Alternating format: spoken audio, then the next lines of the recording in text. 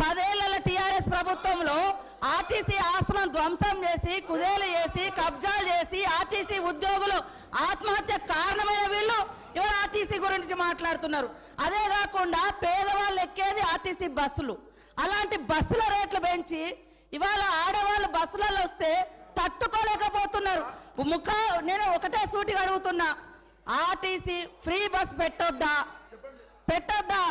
ఇవాళ మీరు వ్యవసాయం చేయనటువంటి బీడు భూములకు లక్షాధికారులకు కోట్లాది రూపాయలకు వ్యవసాయం పేరుతోటి రైతు బంధు కట్టబెడితే ఏ పేదోళ్ళైనా రోడ్ల మీదకి వచ్చి మీ ఇళ్ళ ముంగర ధర్నా చేసిర్రా? ఈ రోజు ఆటోలను ముందు పెట్టి మీ అధికారం రావాలని ఎప్పుడు మీరు సెంటిమెంట్లను వాడుకొని ఒకరిని ముందు పెడతారు, ఆ తర్వాత మీరు వెనక నుంచి వస్తారు. ఇది మీ నైజం. గతంలో కూడా అగ్గిపుల్లలు దొరకక డ్రామాలు చేస్తే పాపం వేరే పిల్లలు ఆత్మహత్య చేసుకున్నారు. అంటే చేయకూడదు అంటారు. మరి మీరు లక్షల రూపాయలు కోట్ల రూపాయలు ప్రజల మీద అందరి మీద పన్నులేసి ఆ వచ్చిన ధనము రైతు బంధుల పేరుతోటి ఏ పేద మహిళకు ఏ పేదోళ్లకు రూపాయి దక్కలేదు. కానీ మీరు మాత్రము లక్షలు ఎత్తుకున్నప్పుడు ఏ పేదోళ్ళైనా రోడ్ల మీదకి వచ్చి మాకెందుకు ఇవ్వలేదని అడిగించేటట్టుగా మేము రెచ్చగొట్టినామా?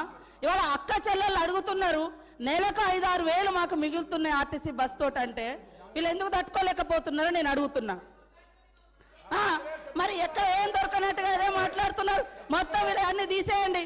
కాబట్టి ఆర్టీసీ బస్సులలో మహిళలు ప్రయాణం చేస్తే మీకేం ప్రాబ్లం అది చెప్పండి. పల్ల రాజేశ్వర రెడ్డి గారు ఏమధ్యక్ష ఇది?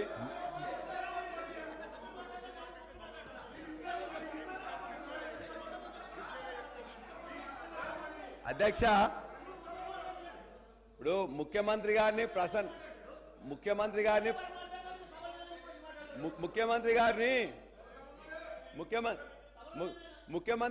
ప్రసన్నం చేసుకోవడానికి మంత్రులు తాపత్రయపడుతున్నారు. పర్వాలేదు, చాలా పని మంచిగా చేయండి, పర్వాలేదు.